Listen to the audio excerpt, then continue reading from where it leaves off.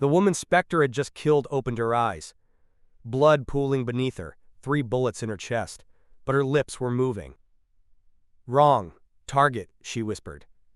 Specter knelt closer. "What?" "Natasha. Innocent. Morrison. Traitor. Chinese. Money." Agent Sarah Chen grabbed his shirt with dying strength. "Building. Bomb. 30 seconds. Her phone lit up with an incoming call. The name on the screen, Natasha Pierce. Specter answered. "Hello, mentor." Natasha's voice was calm. "I see you found Sarah. You're supposed to be dead." "So is she, but Morrison needed a body to frame me with." Specter looked down. Sarah Chen had stopped breathing. "Who is she?" "The CIA agent who discovered Morrison's been selling intelligence to Beijing for 2 years. He told you she was me, didn't he?" Specter's blood turned to ice. "Check her ID." He pulled out the wallet. Sarah Chen, CIA status, undercover.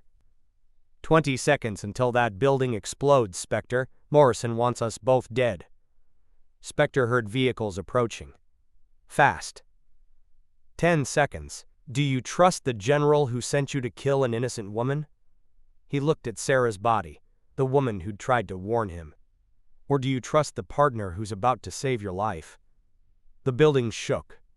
5 seconds. Choose. Specter ran toward the window as the Vienna safe house erupted behind him. Welcome to Quiet Tales Studio. In the next 40 minutes, you'll discover what happens when your perfect mission was actually a death trap, when every order was a lie, when the person you killed was trying to save you, and when the only way to survive is trusting the enemy you were sent to eliminate. Drop your city in the comments and smash that subscribe button if you're ready for a story that will flip everything you think you know about loyalty, betrayal, and who the real enemy is. Because this is just the beginning.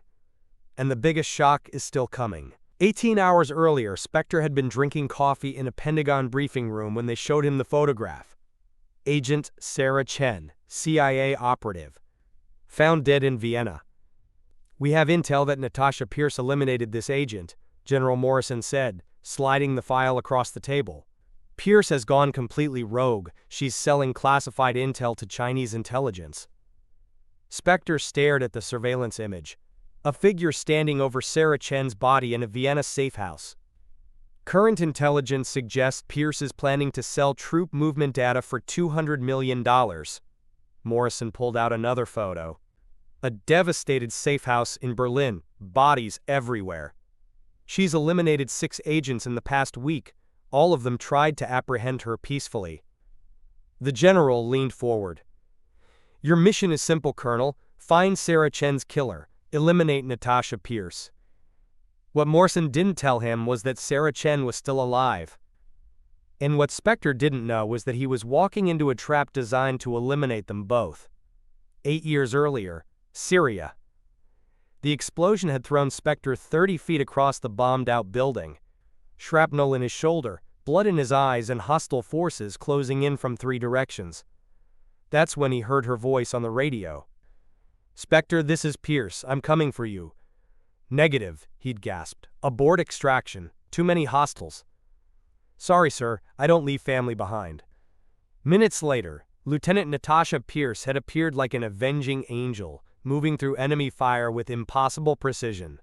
She'd single-handedly eliminated 12 insurgents, carried Specter to safety, and saved both their lives.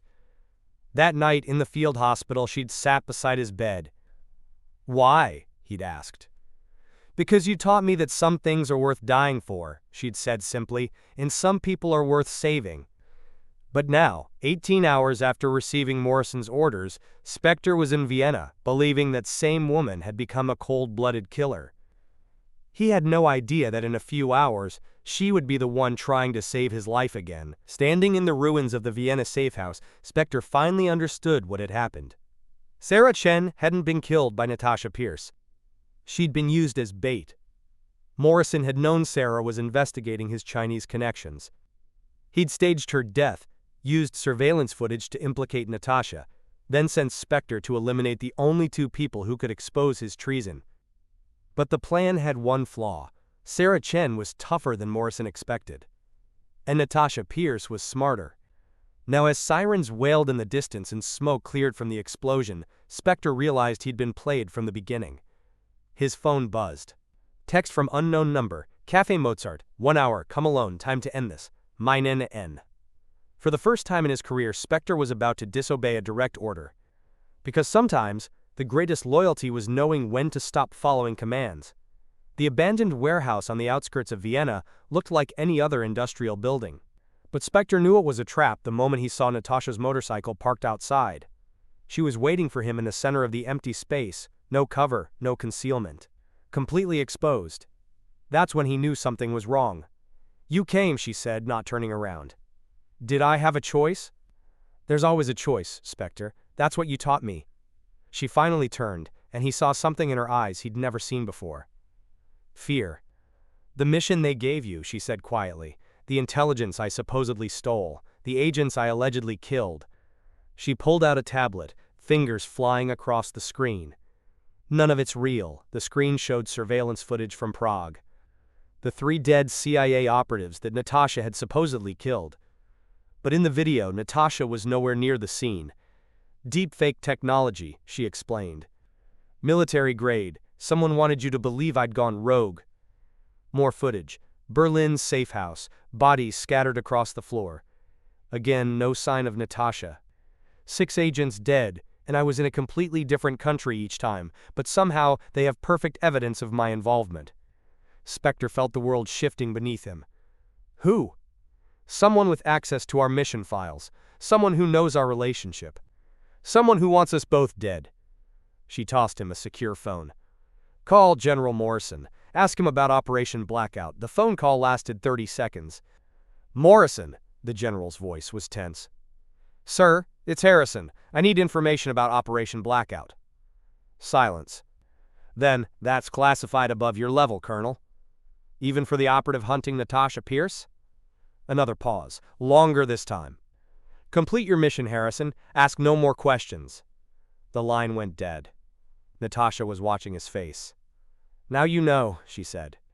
Specter looked at the evidence spread before him. Falsified intelligence, manufactured murders, an elaborate frame job designed to turn him against his former partner.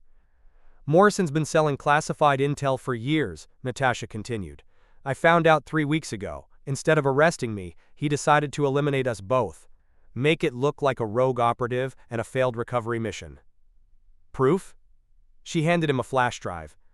"Bank records, communication logs, financial transfers, enough to put him away for life." Specter stared at the drive. 20 years of military service, and he'd never questioned a direct order. Why not just expose him? Because he's not working alone. This goes all the way to the top, Specter. Pentagon officials, defense contractors, intelligence administrators. It's a network. She met his eyes. "And right now, they think we're killing each other in this warehouse." The tactical team hit the warehouse at exactly 2,300 hours. 12 operators in full gear, moving with military precision through smoke grenades and flashbangs. They weren't there to arrest anyone. They were there to clean up loose ends. Specter and Natasha moved like ghosts through the chaos, using skills that had kept them alive in a dozen war zones. The warehouse became a battlefield, training against experience, discipline against desperation. But they were outnumbered 6-1. "Northwest corner," Natasha whispered into her throat mic. "Service tunnel." They fought their way through industrial machinery and shipping containers, each covering the other's movement, with the instinctive coordination of partners who'd survived impossible odds together. "Like old times," Specter said, dropping an operator with precise rifle fire. "Except this time, we're the targets," Natasha replied, eliminating 2 more with shots that would have made their instructors proud. The service tunnel led to the Vienna underground, a maze of maintenance corridors that connected half the city. Perfect escape route for operators who knew how to disappear. Behind them, the warehouse burned. In a safe house beneath Vienna's historic district, Specter and Natasha planned their counterattack. "Morrison's scheduled to meet his handler tomorrow night," Natasha said, studying surveillance photos. "Austrian intelligence building, private conference room." "Handler?" "Foreign operative. Chinese MSS Morrison's been selling intelligence to them for 18 months. Specter felt sick. His commanding officer, the man who'd sent him to kill his former partner, was a traitor to everything they'd sworn to protect. "What's the plan?" Natasha smiled, and for the first time in 8 years, it was the same expression he remembered from their partnership. "We're going to give them a demonstration of what happens when you betray American soldiers." The Austrian intelligence building was fortress-level secure. Cameras, motion sensors, armed guards, and electronic countermeasures that could detect military-grade equipment from 100 meters. But Specter and Natasha had been infiltrating impossible targets for 8 years. They went in through the old Soviet-era tunnels beneath the building, systems that predated modern security by decades. While guards watched screens and sensors monitored approaches, two ghosts moved through forgotten spaces that no one remembered existed. "Third floor, conference room 7, Natasha whispered through the comm.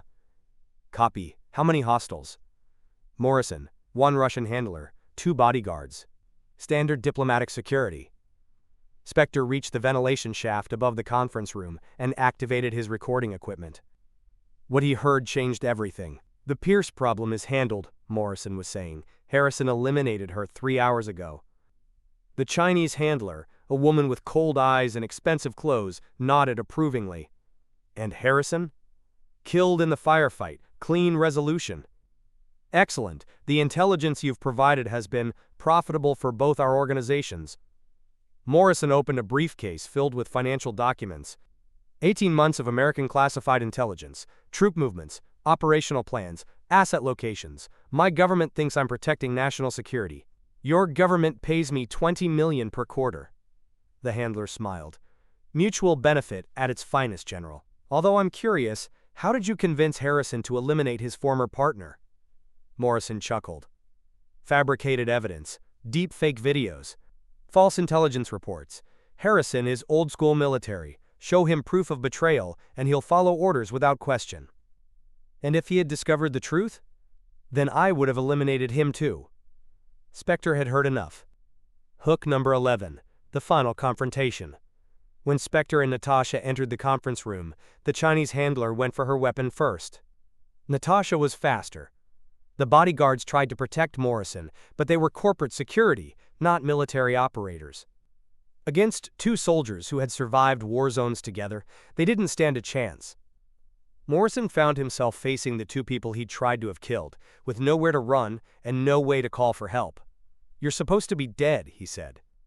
"Disappointed?" Specter asked, placing the recording device on the conference table. Morrison looked at the device, understanding dawning in his eyes. "You can't use that. It was obtained illegally." "Don't need to," Natasha said. "We're not turning you over to military justice." She activated her secure phone. "We're turning you over to them." The door opened, and FBI agents flooded the room. Behind them, a man in an expensive suit who looked like he'd stepped out of a government recruiting poster. "General Morrison," the man said. "You're under arrest for treason, espionage, and conspiracy to commit murder." Morrison's face went white. "Assistant Director Walsh," Specter said. "Right on time." "Good work, both of you. This investigation has been ongoing for 6 months." Natasha looked surprised. "Investigation?" Walsh smiled. "Did you think you were the only ones who noticed unusual intelligence leaks? The Bureau has been tracking Morrison's network for months. We just needed someone on the inside to get us the evidence we needed." He looked at Specter. "Your mission was never to eliminate Captain Pierce, Colonel. It was to work with her to expose the real traitors." In the debriefing room, Walsh explained the operation that had saved both their lives. Morrison's network included 12 Pentagon officials, 6 defense contractors, and approximately 50 intelligence assets across 3 agencies. They've been selling classified information for nearly 2 years. "How did you know I wouldn't actually try to kill Natasha?" Specter asked. "Because in 20 years of service, you've never abandoned a partner, even when ordered to." Walsh pulled out a classified file. "Syria, 2015. You were ordered to leave Lieutenant Pierce behind when her position was overrun. Instead, you went back for her." Baghdad, 2017. You disobeyed direct orders to extract yourself, staying behind to evacuate Pierce and 3 injured soldiers. Romania, 2019. You risked your career to provide backup when Pierce's solo mission went sideways. Walsh closed the file. "Your psychological profile was very clear, Colonel. When faced with a choice between following orders and protecting your partner, you choose your partner, every single time." Natasha looked at Specter. "You knew?" I suspected something was wrong when they showed me the prog footage. You're left-handed, but the operative in the video was using her right hand to fire. Why didn't you say anything? Because I needed to know how deep this went, and because I trusted you to figure it out. Walsh stood up. Morrison's network has been completely dismantled. The intelligence they sold has been contained. And 2 of America's best operatives are still alive to serve their country. He headed for the door, then paused. Oh, and Colonel, Captain Pierce? Your next assignment is training the next generation of operatives. Make sure they understand the difference between loyalty to country and loyalty to corrupt officials. The training facility at Fort Bragg echoed with the sounds of soldiers learning skills that would keep them alive in hostile territory. Specter watched from the observation deck as Natasha put a group of young operatives through advanced tactical scenarios. Remember, she was telling them, your mission is protecting American interests, but if someone orders you to betray those interests for personal profit, your real mission is stopping them. One of the students raised his hand. How do we know the difference? Natasha looked up at the observation deck, meeting Specter's eyes. You trust your training, you trust your instincts, and you trust your partner. She smiled. Because sometimes, the most important mission isn't the one they give you, it's the one you choose for yourself. Specter nodded approvingly. After 8 years of partnership, 20 years of service, and one impossible mission that had tested everything they believed in, they had both learned the same lesson. Some orders were worth following. Some orders were worth questioning. And some partnerships were worth dying for. The students went back to their training, learning skills that would serve their country honorably. And in the observation deck, 2 soldiers who had chosen loyalty over convenience, principle over profit, and partnership over orders, watched the next generation prepare to face whatever challenges awaited them. Some lessons they realized were more important than mission parameters. Some loyalties ran deeper than rank structure. And sometimes, the greatest service you could perform for your country was ensuring that it remained worthy of the loyalty it demanded. This story was brought to you by Quiet Tale Studio. Have you ever had to choose between following orders and doing what you knew was right? Between loyalty to authority and loyalty to principles? How did you find the courage to make that choice? Drop your story in the comments below. And if you believe that true loyalty means serving something greater than yourself, smash that subscribe button for more stories about courage, partnership, and the strength to do what's right even when it's dangerous. Thanks for watching, we'll see you in the next one.